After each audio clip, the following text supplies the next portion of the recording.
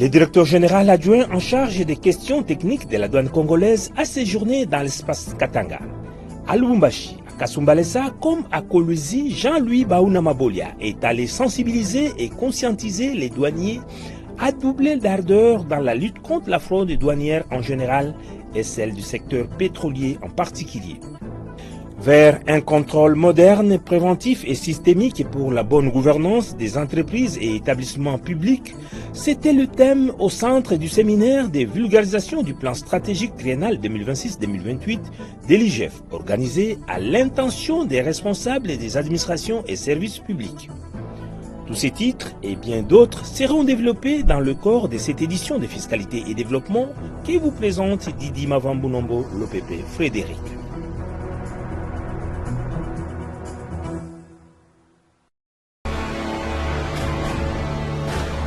Agence Galaxy Media, la passion de développer la RDC. Merci pour votre fidélité à cette chaîne et d'être nombreux pour suivre ces numéros de Fiscalité et Développement, votre magazine hebdomadaire d'actualité économico-financière et dossier de développement au Congo démocratique. Le directeur général adjoint en charge des questions techniques de la douane congolaise a séjourné dans l'espace Katanga la semaine qui s'est achevée à Lubumbashi, à Kasumbalesa comme à Kolwezi. Jean-Louis Baouna Mabolia a sensibilisé les douaniers à doubler d'efforts dans la lutte contre la fraude douanière en général et celle du secteur pétrolier en particulier.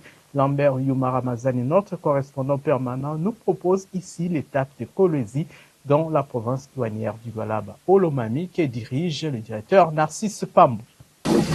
La tradition a été respectée ici, à l'arrivée à Kolwezi du directeur général adjoint des douanes et accises, Jean-Louis Baouna Mabolia, reçu par le directeur provincial Narcisse Pambou.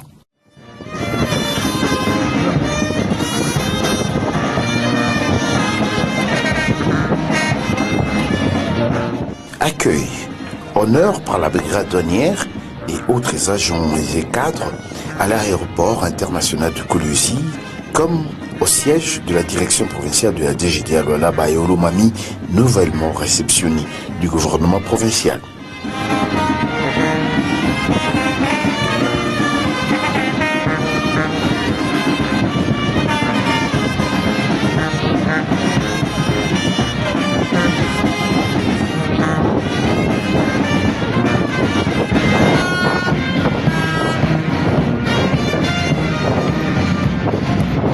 C'est dans cette salle apprêtée pour les circonstances que sous-directeurs, inspecteurs et contrôleurs ont été conviés par le directeur provincial à écouter le message du numéro 2 des douanes et accises en mission à Kolwezi. C'est pour nous un immense honneur et un réel privilège de vous accueillir aujourd'hui à Kolwezi, à la direction provinciale de l'IGF Lualaba et Olomami, à l'occasion de votre visite de travail. Votre présence parmi nous témoigne de l'intérêt et de l'attention particulière que la haute direction de la DGDA accorde à la DGDA Lualaba et Olomami, carrefour économique stratégique pour la RD Congo. Jean-Louis Baouna Mabolia est en effet porteur d'un message de la haute hiérarchie, celui de redoubler d'efforts dans la lutte contre la fraude. Particulièrement, un accent a été mis sur le secteur des produits pétroliers, déclarés en grande partie dans le Haut-Katanga, mais consommés pour le gros au Lualaba. La Direction générale des douanes et accises constate en effet que l'élan pris au départ de la mise en application de l'exclusion des miniers de la subvention pétrolière par le gouvernement congolais commence à fléchir. Nous avons fait état d'un renversement de situation. Les miniers qui autrefois consommaient énormément de carburant. Les statistiques montrent que la courbe s'est renversée. Le carburant domestique a pris l'ascenseur et nous savons pertinemment bien que c'est un cas évident de fraude. Le gouvernement pense que la douane pourrait jouer un rôle majeur pour redresser cette situation.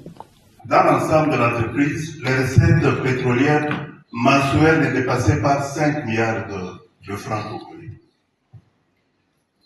Dès l'entrée de la réforme, au mois d'août, ces recettes sont passées de près de 5 milliards mensuellement en moyenne à 64 milliards le tout premier mois, le mois d'août.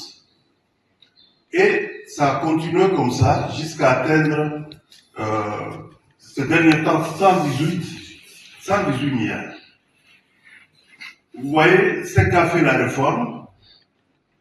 Et si vous regardez au départ, cet écart en termes de recettes était vraiment très visible. C'est-à-dire le secteur du domaine domestique était largement en bas par rapport aux recettes de miniers.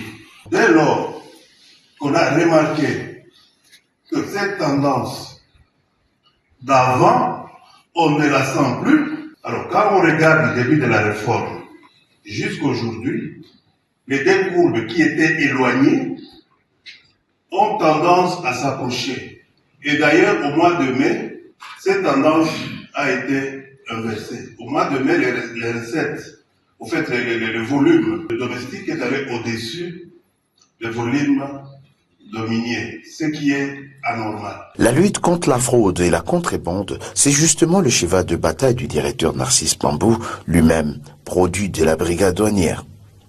En effet, avant même que la direction générale ait pris l'initiative de mobiliser pour la lutte contre la fraude douanière, la direction provinciale a mis en place une unité chargée particulièrement de la lutte contre la fraude pétrolière. Et pour essayer de couvrir l'étendue de la province essentiellement minière, il faut une brigade douanière efficace et dotée de moyens logistiques adéquats pour traquer les fraudeurs et contrebandiers.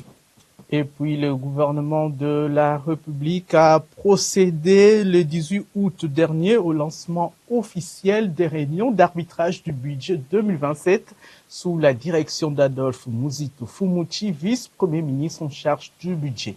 Les discussions sont ouvertes sur les prévisions financières avec un accent mis sur la performance et le contrôle accru des régies financières. L'objectif étant d'optimiser les rentrées de fonds publics tout en donnant des moyens nécessaires aux services chargés d'effectuer des contrôles au sein des institutions de l'État.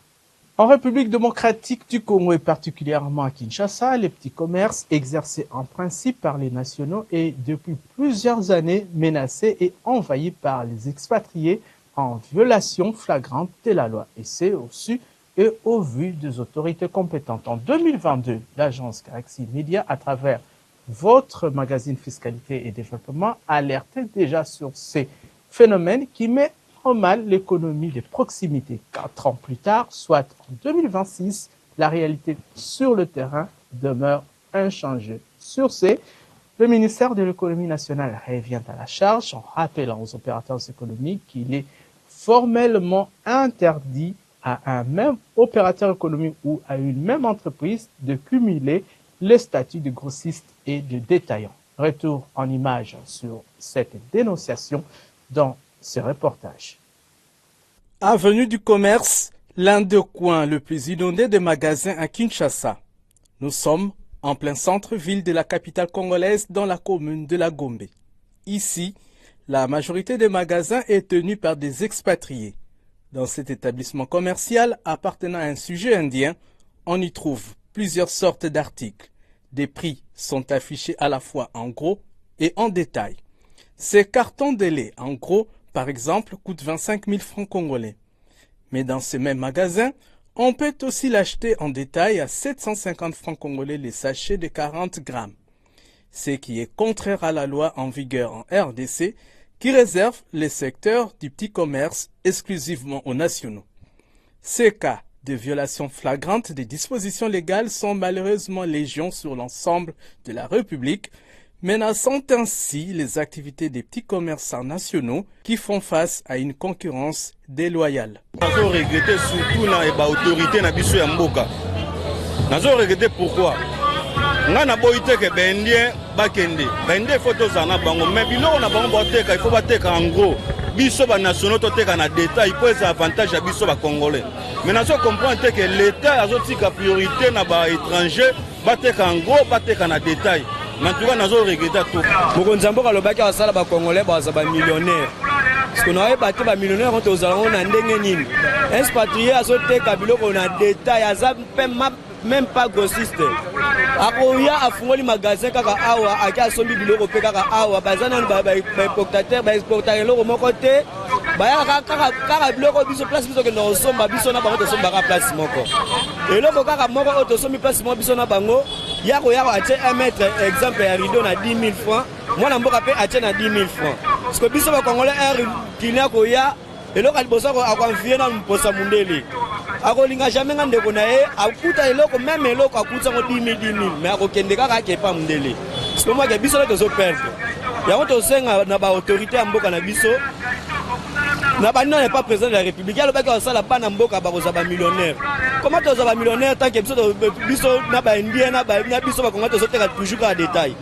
Ces expatriés censés vendre spécialement leurs articles en gros bafouent systématiquement les règles de partenariat établies entre la RDC et leur pays d'origine. Cette pratique exercée par ces derniers rend la vie difficile aux petits commerçants débrouillards au pays qui n'arrivent plus à maintenir leur cap pour nouer les 2 bouts du mois. En tout cas, décision bango bazui to se fait na makasi mais to linde suivi. To lingi suivi ezala bamindele o ba sala biso boyo. Biso bana mboka moye to se retrouver ezate. Po eloko oyo biso to te kango moko 300. Ndela zo te kango moko 250. Moye biso to te kalibande ezate. Baba congolais bazuka eloko moins cher. Denga moninga na oteka 300 akena mundele pe amoni ya mundele za protégé na kata magasin amoni ngonde extra. Ces calvaires vécus au quotidien par les petits commerçants nationaux devra prendre fin si et seulement si la loi est respectée dans toute sa rigueur. La riposte contre Ebola ne souffre d'aucun financement de la part du gouvernement qui demeure le plus grand contributeur dans la stratégie de lutte contre cette épidémie. Et puis dans les zones à risque, comme dans certains territoires durement touchés par Ebola, la rentrée scolaire ne se fera pas en présentiel. Les élèves recevront leurs leçons à distance à partir de leur domicile.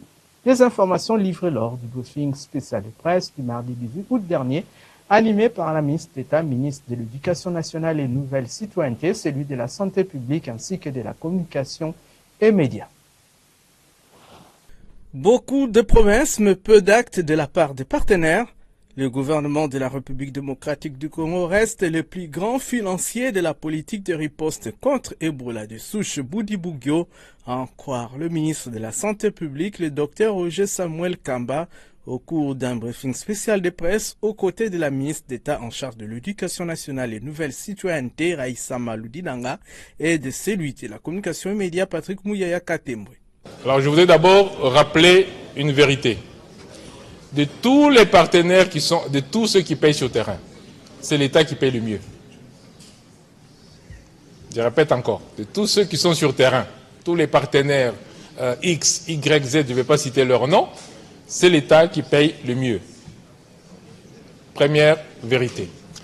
Deuxième vérité, c'est que, et le président de la République a beaucoup insisté sur la coordination, et c'était d'ailleurs la deuxième question que vous avez posée sur les partenaires.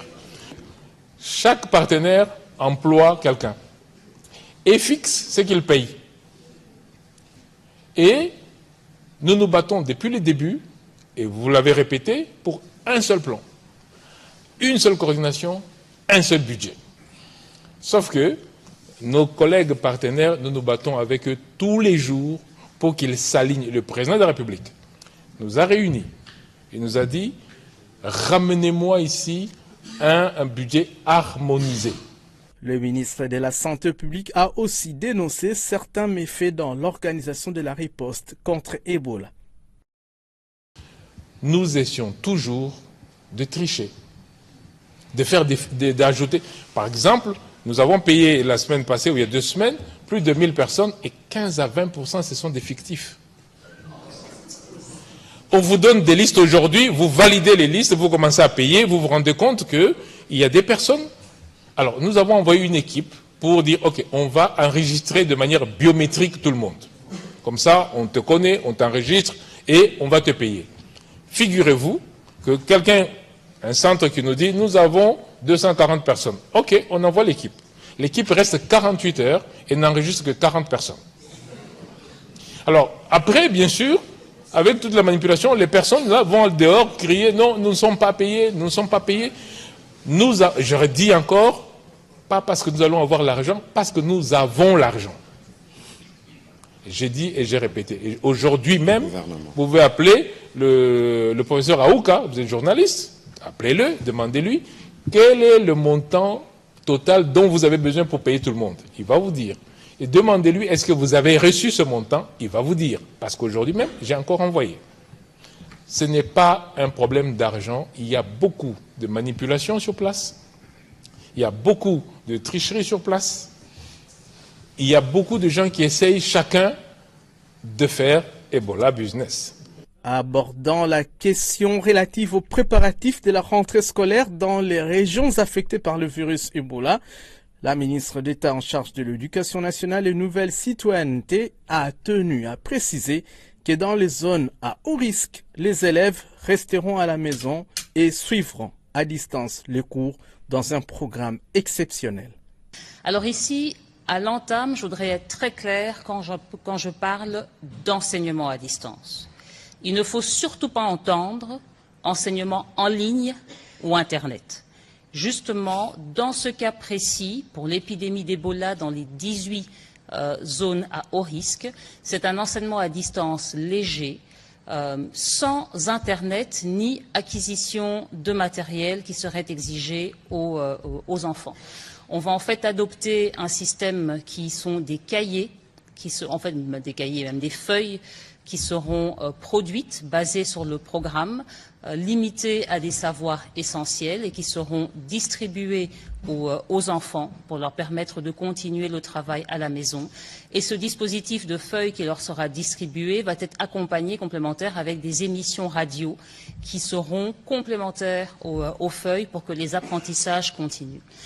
Après 3 mois de déclaration de l'épidémie à virus Ebola en RDC, le bilan officiel fait état d'un peu plus de 5000 cas confirmés et de 2500 décès. Pour les autorités sanitaires congolaises, la lutte contre Ebola est consécutive au dépistage précoce, à la prise en charge médicale, à la vaccination et à la mobilisation communautaire.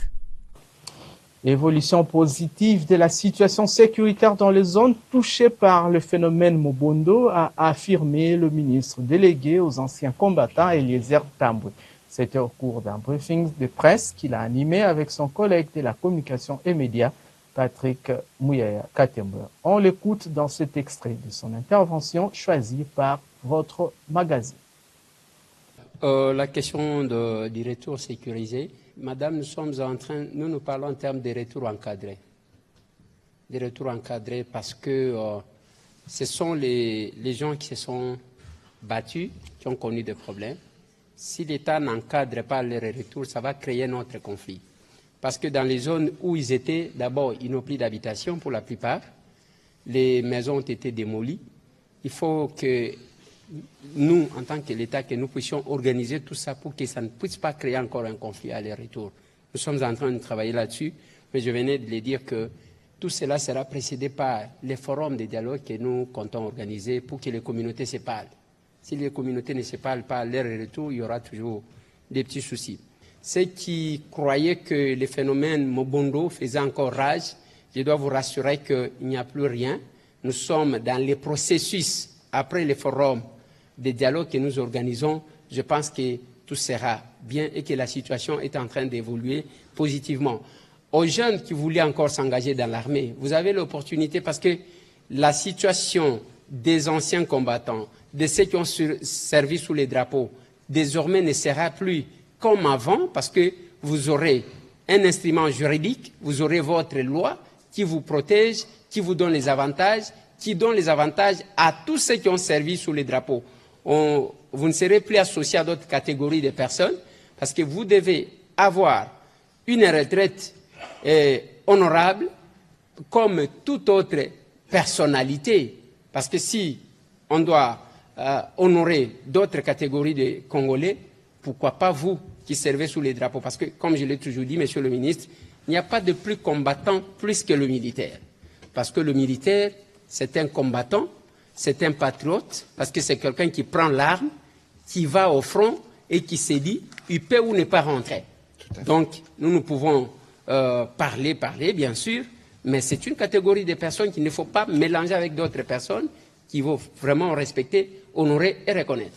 L'inspection générale des finances IGF a organisé un séminaire de 2 jours sur la vulgarisation du plan stratégique triennal 2026-2028.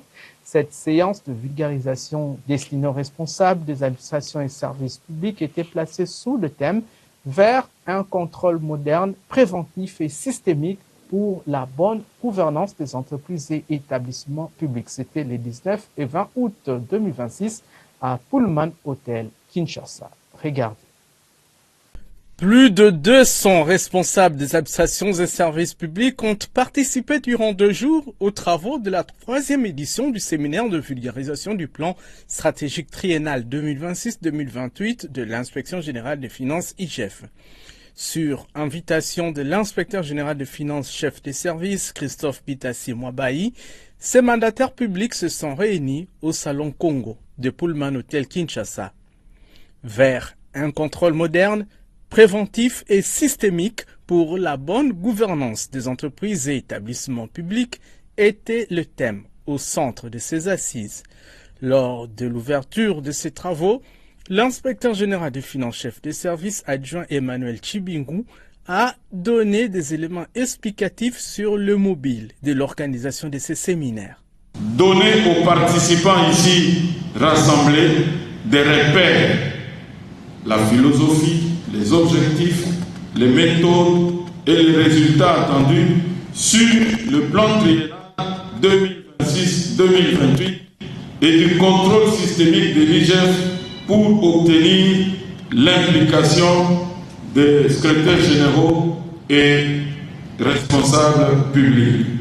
Deuxièmement, renforcer la confiance des responsables des administrations et services publics envers l'inspection générale des finances.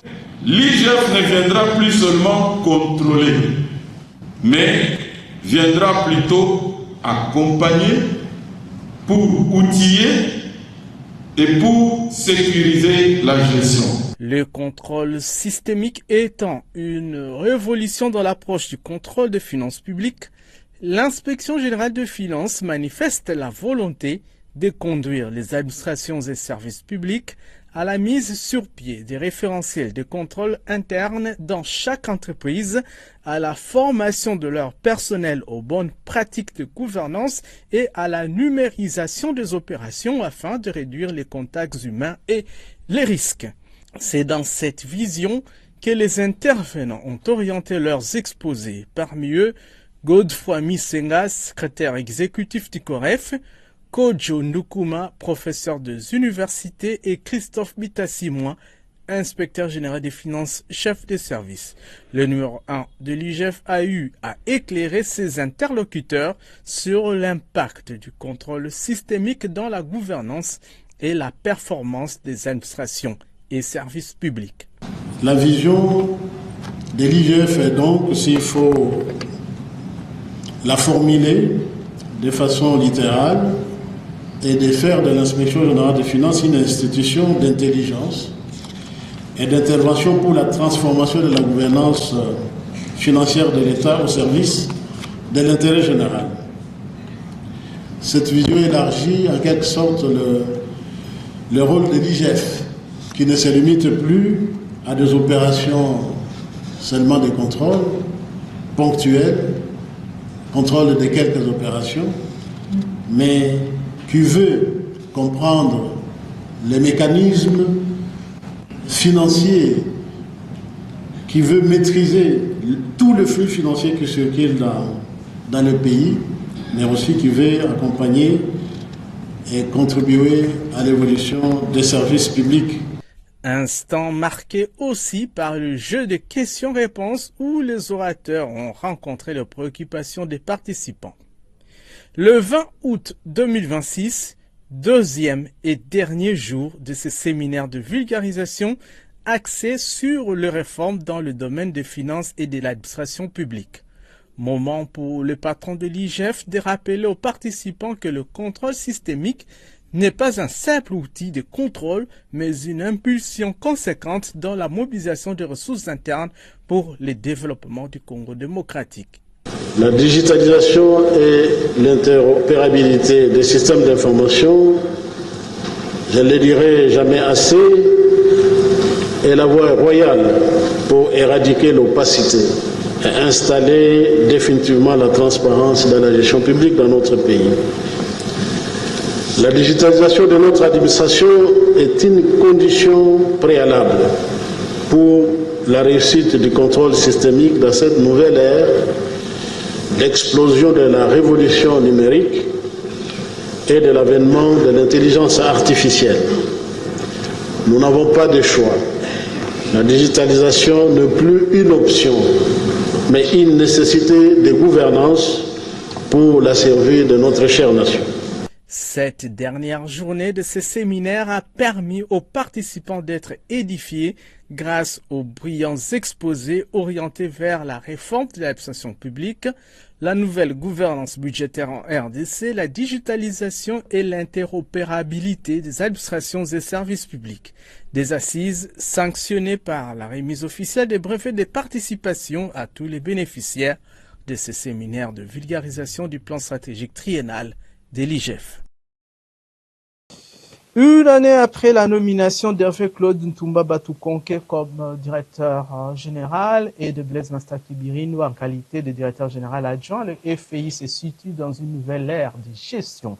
Une vision tournée vers l'avenir et résumée en ceci: demain sera meilleur qu'aujourd'hui. À cette occasion, une rencontre a été organisée à l'hôtel Béatrice dans la commune de la Gombe. C'est un document signé cellule de communication du FPI. Un an après la nomination d'Hervé Claude Ntumba Batukonke au poste de directeur général et de Blaise Mastaki Birindwa à celui de directeur général adjoint, le Fonds de promotion de l'industrie affiche une nouvelle dynamique. Le tandem choisi par le président de la République, Félix-Antoine Tshisekedi Tshilombo, a placé son action sous le signe de l'efficacité, la performance, de la transparence et surtout de l'obligation des résultats. Dès son arrivée, la nouvelle équipe dirigeante a engagé une série de réformes destinées à moderniser l'institution.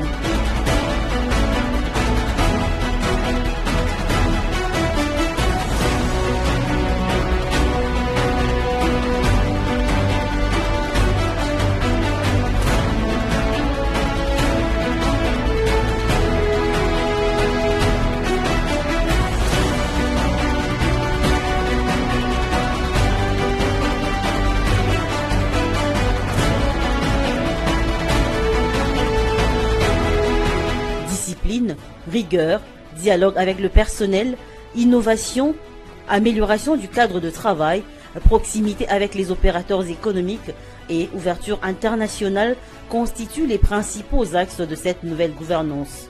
Lors de la cérémonie de remise et reprise le 11 août 2025, le directeur général Hervé Claude Batukonke avait annoncé l'instauration d'une véritable culture de redevabilité, une vision fondée sur la fixation d'objectifs précis, leur évaluation permanente et la recherche des résultats mesurables. Avec un engagement ferme que je prends aujourd'hui les rênes du Fonds de promotion de l'industrie. Permettez-moi tout d'abord d'exprimer ma gratitude à la plus haute autorité du pays, Son Excellence Monsieur le Président de la République, chef de l'État Félix-Antoine Tshisekedi Tshilombo, pour la confiance placée à ma modeste personne. Cette nouvelle ère que nous amorçons aujourd'hui sera marquée par une gouvernance rigoureuse, une culture des résultats et une gestion basée sur des indicateurs de performance clairs, mesurables et suivis de manière continue. Notre action s'articulera autour d'un vaste programme de réformes internes visant notamment la digitalisation complète de nos processus opérationnels, les renforcements de la transparence et la rigueur dans l'octroi et le suivi des financements, les renforcements dans la capacité de mobilisation de la TPI locale et la TPI à l'importation, suivi d'un élargissement de l'assiette fiscale du FPI, l'amélioration des mécanismes de contrôle interne et d'audit ainsi que d'autres mécanismes de bonne gouvernance, les renforcements des mécanismes de recouvrement des créances dues au FPI avec une tolérance zéro, l'amélioration de la gestion du portefeuille du FPI en la diversifiant, la lutte sans merci contre la corruption, le clientélisme et toute forme de détournement des ressources publiques au sein du FPI.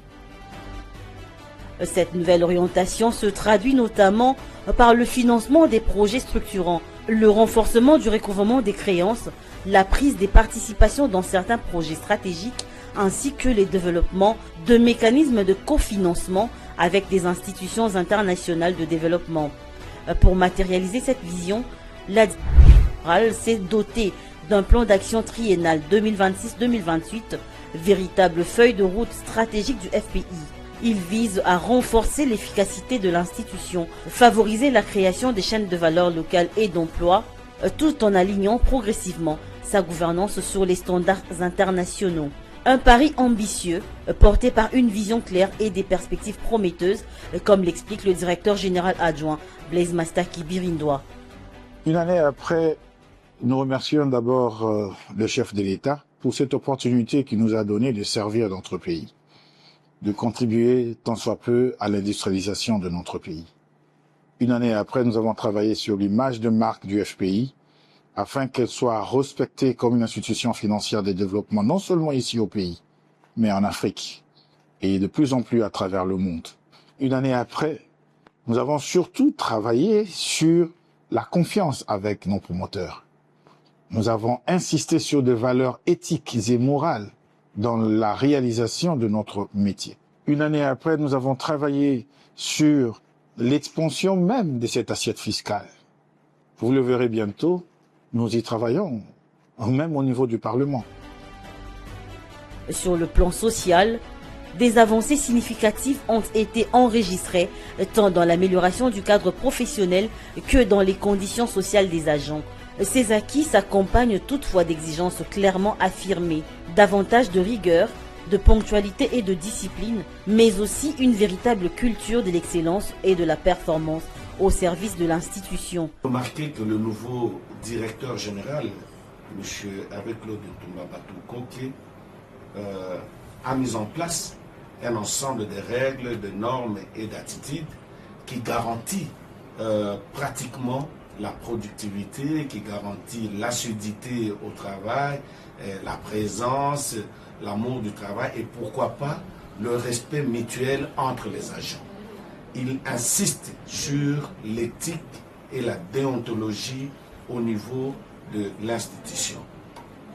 Enfin, je voudrais dire que en ce qui concerne, par exemple, le respect de la discipline sur l'horaire de travail, lui-même, monsieur le DG, avec son adjoint, ils arrivent au lieu de travail tous les jours pratiquement à 7 heures du matin et quittent parmi les tout derniers. Ça, c'est une innovation que nous n'avons vraiment pas connue ici au FPI et pour cela, nous voudrions lui jeter de fleurs à ce titre-là. Merci. La transformation numérique constitue un autre chantier majeur. Grâce notamment au partenariat avec la société tunisienne SIGA, plusieurs processus liés au traitement des dossiers, à l'octroi et au suivi de prêts, à la traçabilité des financements ainsi qu'aux procédures internes sont progressivement digitalisées. Cette évolution doit permettre de réduire le délai de traitement, d'améliorer la traçabilité des opérations et de renforcer davantage la transparence dans la gestion.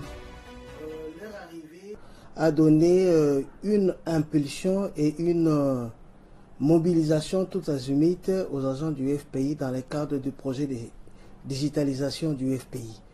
Comme vous deviez le savoir, en termes d'un projet de digitalisation, la mobilisation de ressources à la fois financières et des ressources humaines est tellement important. Et nous avions constaté que les choses se sont accélérées par rapport à la vision éclairée du nouveau management du FPI en termes de digitalisation, parce que cela s'inscrit vraiment dans son plan d'action et qui constitue parmi les éléments prioritaires de son œuvre ici au FPI. Sur le terrain, le FPI renforce sa présence de Kinshasa au Grand Katanga, en passant par Kisangani, le Congo central, le Grand Kasaï et le Sud Ubangi. Les équipes multiplient les missions d'évaluation et des suivis des projets. Les projets déjà financés font l'objet d'un suivi régulier, tandis que les nouvelles demandes sont soumises à des analyses approfondies. Certains promoteurs honorent déjà leurs engagements de remboursement, tandis que d'autres doivent satisfaire aux conditionnalités requises avant toute décision de financement. La ligne de conduite du nouveau management est claire. Chaque demande de financement doit être examinée avec rigueur et conformément aux procédures établies par l'institution. Il faut savoir que le FPI, le cœur de son métier, c'est financer les projets, industrialiser le pays. Et on voit que la nouvelle direction générale a vraiment une approche proactive et une approche concrète dans l'analyse des projets. Ils ne restent pas dans leur bureau à analyser les projets sur papier. Au contraire, ils vont sur terrain. Ils vont voir et l'effet des financements, l'effet de l'accompagnement du FPI. Ils rencontrent les promoteurs, ils vont voir les usines sortir de terre et ça nous change en fait. Et ça permet aussi à nos dirigeants d'avoir de nouvelles perspectives, d'être face aux réalités et de mieux comprendre comment industrialiser notre pays. L'assainissement du portefeuille et le recouvrement des créances figurent également parmi les priorités du tandem Batukon-Kebirindois. Avec l'appui du gouvernement, le FPI entend intensifier le recouvrement des créances en souffrance afin de reconstituer ses ressources et d'accroître sa capacité de financer des nouveaux projets industriels. Nous avons rendu à son Excellence Madame la Première ministre un premier rapport qui porte sur la catégorisation de ces créances. Et nous avons eu au total 6 catégories de créances et nous pensons que c'est un travail qui est très bien fait, qui identifie évidemment par créancier les niveaux d'obstacles au recouvrement, qui nous permet en même temps d'asseoir la stratégie de recouvrement et d'identifier par la suite l'autorité ou l'administration compétente pour poser des actes en termes de recouvrement. L'enjeu est majeur. Les ressources récupérées aujourd'hui doivent permettre de financer les industries de demain. En une année, à la tête de notre institution, je crois que le directeur général a impulsé une nouvelle dynamique. Non seulement le cadre qui vous reçoit est totalement rénové et modernisé, mais sur le plan de travail et au niveau de la direction de la gestion du portefeuille, sa vision s'est traduite par une priorité très claire: assainir le portefeuille, renforcer le recouvrement des créances du FPI. Et déjà une année après, les premiers résultats se font déjà voir. Au niveau du FPI, on a un cabinet international qui s'occupe dorénavant de l'assainissement du portefeuille. Sur le plan recouvrement des créances, il y a progressivement une amélioration des indicateurs. Le NPL s'améliore, le taux de recouvrement mensuellement s'améliore. Et moi, je crois que son leadership porte déjà des fruits au niveau de la direction du portefeuille. Le FPI entend également contribuer à un meilleur équilibre industriel entre les provinces. Cette orientation explique le dialogue engagé avec les gouvernements provinciaux afin d'identifier et d'accompagner des projets structurants capables de stimuler les économies locales.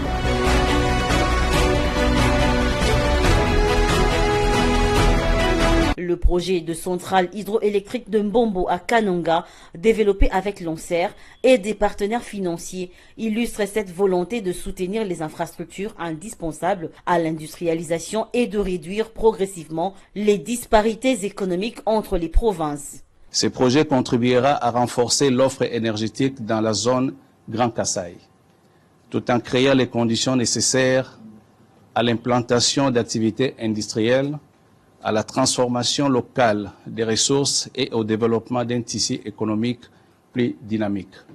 Derrière chaque kilowatt installé, il y a une opportunité créée. Derrière chaque ligne électrique construite, il y a un espoir supplémentaire pour une communauté. C'est pourquoi nous considérons le projet Mbombo non seulement comme un projet énergétique, mais également comme un projet de transformation économique et sociale, un projet qui contribuera à créer de la richesse, à générer des emplois et à réduire durablement la pauvreté. Cette nouvelle dynamique accorde également une place importante à l'entrepreneuriat de jeunes. À travers le programme Vijana, fruit du partenariat entre le FPI et le FOGEC, 18 jeunes entrepreneurs ont bénéficié de financements destinés à leurs projets de transformation industrielle. Le mécanisme cible les entrepreneurs âgés de 18 à 35 ans et vise à faciliter leur accès au financement afin de faire émerger une nouvelle génération d'acteurs de l'industrie congolaise. Les fonds de promotion de l'industrie et les fonds de garantie de l'entrepreneuriat au Congo apportent une contribution en accompagnant les jeunes entrepreneurs porteurs des projets productifs, innovants et créateurs de valeur. Les 18 projets qui accèdent aujourd'hui au financement illustrent parfaitement cette ambition. Qu'il s'agisse des transformations agroalimentaires, des productions manufacturières, des recyclages, des textiles ou encore fabrication des matériaux de construction. Ces initiatives participent directement au renforcement du tissu productif national, à la création des richesses et à la promotion du Made in Congo. Ces projets traduisent également la mission fondamentale du Fonds de promotion de l'industrie, promouvoir la production locale, encourager la transformation des matières premières et soutenir l'émergence d'entreprises capables de créer durablement de la valeur ajoutée en République démocratique du Congo. C'est tout l'essence du programme Vijana et plus largement de la vision portée par les programmes présidentiels Debout Jeunes Congolais. Sur le marché d'échange, le taux officiel de la Banque centrale du Congo, vendredi 21 août 2026, a affiché $1 américain à 2265,15 francs congolais, 1 euro à 2641,92 francs congolais, un franc CFA à 4,09 francs congolais, un dirham, la monnaie des Émirats arabes unis, à 624,91 francs congolais. Au samedi 22 août 2026, sur le marché parallèle, le taux a varié entre 2250 et 2300 francs congolais les billets verts dans la majorité de communes de Kinshasa. À l'aéroport international de Njili, la devise américaine s'est changée à 2100 francs congolais, 2300 francs congolais dans plusieurs supermarchés de Kinshasa, 2330 francs congolais au rond-point Kinmazière dans la commune de la Gombe. Auprès des opérateurs de télécommunications, $1 américain revient à 2350 francs congolais. 2250 francs congolais à Likasi dans le Haut-Katanga, à Kananga dans la province du Kasaï central et à Bumba dans la province de la Mongala. Même taux observé à Kolwezi dans le Lualaba ainsi qu'à Kalemi dans le Tanganyika. Dans la ville de Kindu, chef-lieu de la province du Maniema, et à Kisangani dans la province de la Chopo, le dollar américain s'est négocié à 2300 francs congolais. Et les pics du taux d'échange à l'intérieur du pays parmi les provinces contactées a été observé ce week-end dans la ville rocailleuse de Matadi dans la province du Congo central où la monnaie du pays de l'oncle Sam a valu 2350 francs congolais. On prend à présent la nouvelle de cours de principales matières premières sur le marché international.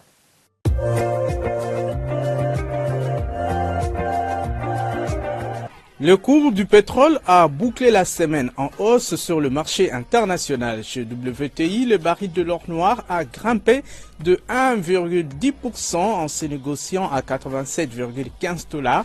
Et chez Brent, il a accru de 0,89%, valant 94,07 $. Une hausse expliquée par les tensions au golfe Persique entre l'Iran et les États-Unis. Côté métaux, le cours du cuivre a reculé de 0,07%. La tonne du métal rouge a coûté 14 170 $. Le prix du cobalt continue d'observer une stabilité en se maintenant à 56 290 $ la tonne. L'once d'or s'est négociée à 4 598,62 $, en hausse de 1,76%. Côté principaux produits céréaliers, le cours du maïs a observé une stabilité à tendance haussière en se négociant à 478 $ la tonne. Hausse de 0,18% pour le cours du riz paddy, c'est-à-dire non décortiqué, qui a valu 14,13 $ la tonne et baisse de 0,55% du cours du blé négocié à 679 $ la tonne. Enfin, le cours du cacao a grimpé de 0,69% en valant 6 088 $ la tonne, le tout à la clôture de la semaine qui vient de s'achever.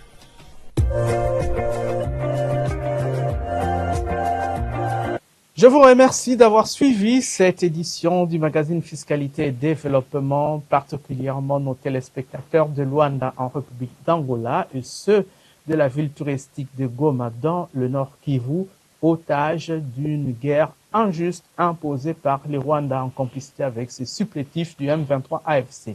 Sachez que nous sommes toujours de cœur avec vous. Tôt ou tard, la RDC vaincra et l'autorité de l'État sera rétablie sur l'ensemble du territoire national.